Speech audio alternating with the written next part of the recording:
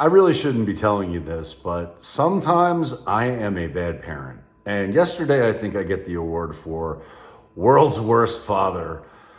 And to give you some context, so my kids are on winter break. They don't go back to school till Tuesday, and I've had them over the last few days.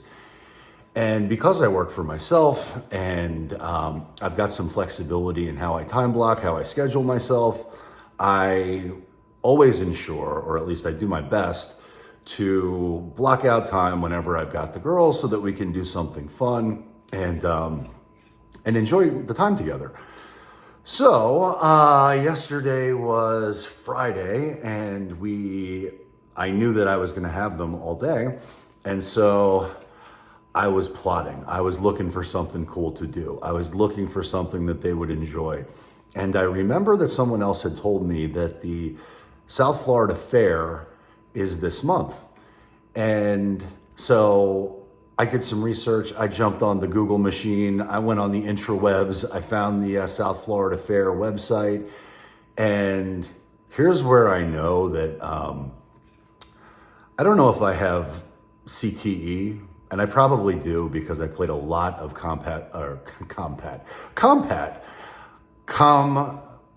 I can't speak. I was about to say combat sports. I didn't do combat sports. I did a lot of physically aggressive sports. I did a lot of tackling sports, contact sports. Oh my God. This message sponsored by Monster Energy. I couldn't remember the word contact and started to say combat. I never did combat sports, full disclosure. I think I took one judo class. No, not judo. What was it? Brazilian jiu-jitsu. That's what I did.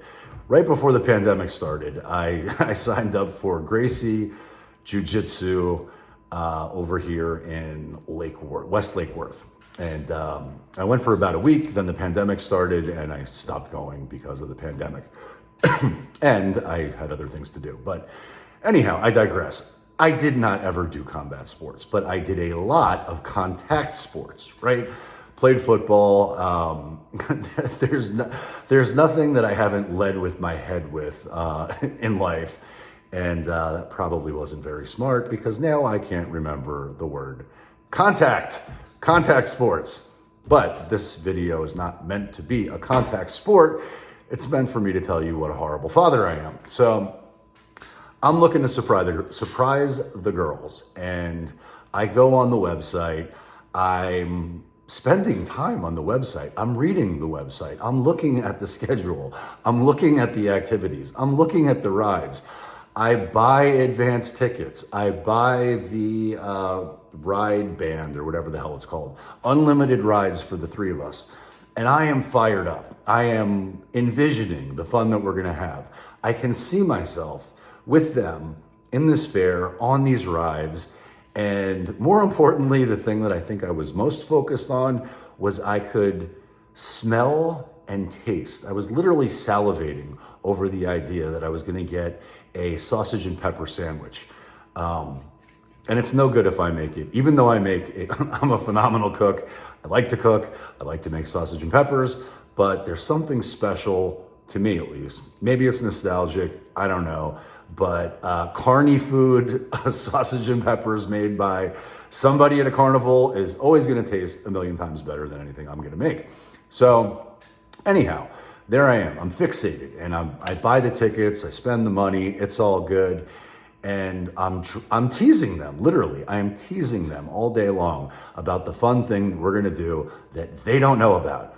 And I'm giving them hints, and they're guessing. And this goes on all day. I'm torturing them with the fun thing that we're going to do. And they're guessing all over the place. And truthfully, my youngest daughter actually got it right. But of course, I threw her off my scent because I wanted to surprise them. And I was fired up. So one thing led to another. So I was able to drop them off at their mother's for a period of time. And then when I picked them up, the plan was we would go off to the fair. So that's what happened. Drop them off. They're all fired up because as I'm driving them to their mother's, I am just torturing them with the thing that they don't know about, and they're fired up, they're excited. I leave them. I come back several hours later after having done the work I needed to do. And they get in the car. I start teasing them again. Do you want to know what we're doing next? And finally, I relent. I tell them, we're going to the fair. And I start telling them about the fair. And I am selling them so hard on this fair. I was such a jerk. Unintentional, right? So away we go. And now where we were going to the fair, although I have been to that fairgrounds before, I don't know the exact address. I don't know the exact directions. So like anybody who doesn't know where they're going, I punch it into the GPS, which takes me to their actual headquarters, which is not where the fair is. It's located between what looks like a dump and a jail, and definitely not where the fair is.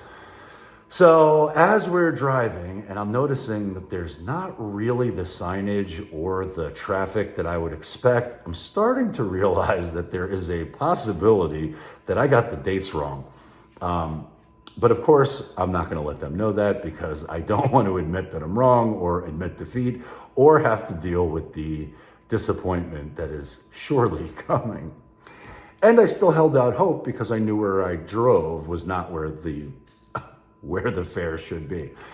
So we take a lap around the very long block where the fair should be, and then we drive around where the fairgrounds actually is.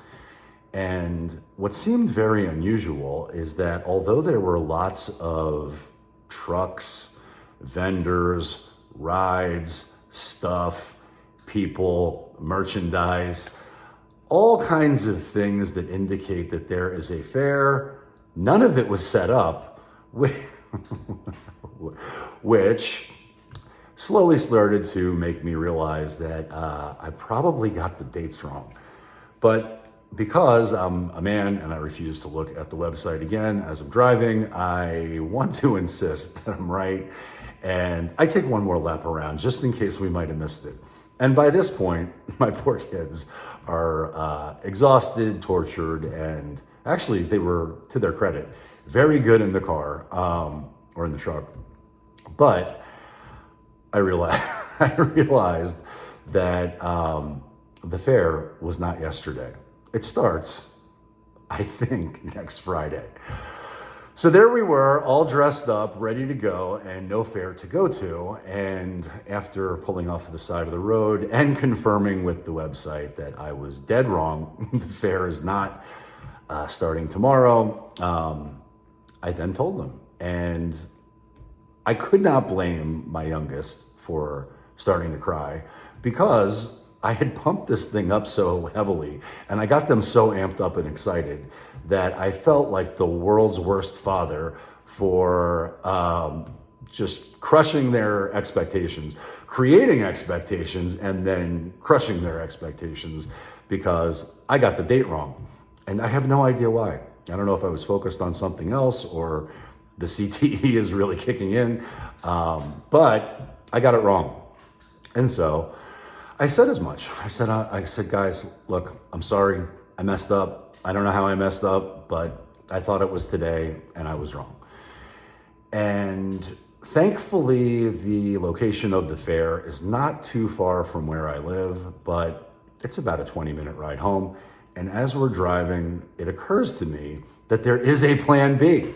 And so both defeated, depressed, sad kids who just had their expectations and dreams of the fair dashed by their slightly concussed father, which again, I know is not the end of the world. There are far bigger problems in the world, but I felt like a jerk. Anyway, as we're driving home, it occurs to me that there is a plan B. There is another option, which is very close. And so we pivoted to an indoor, it's actually called Urban Air, and it's like an indoor adventure playground, trampoline house, bumper cars, video games, God knows what, I don't know. But at that point, I was just praying to God that it's open and not out of business. So I got lucky. It was open, and we pivoted to Urban Air for the win and back to best dad status. And no child was left with any permanent scars, I hope. But if the thing they complain about to their therapist when they're much older in life is that their dad didn't take them to the fair, I did all right. So that's it. I hope you enjoyed my story. Go out there, win the day, win the week, win the year, and just know if nobody's told you today, I love you.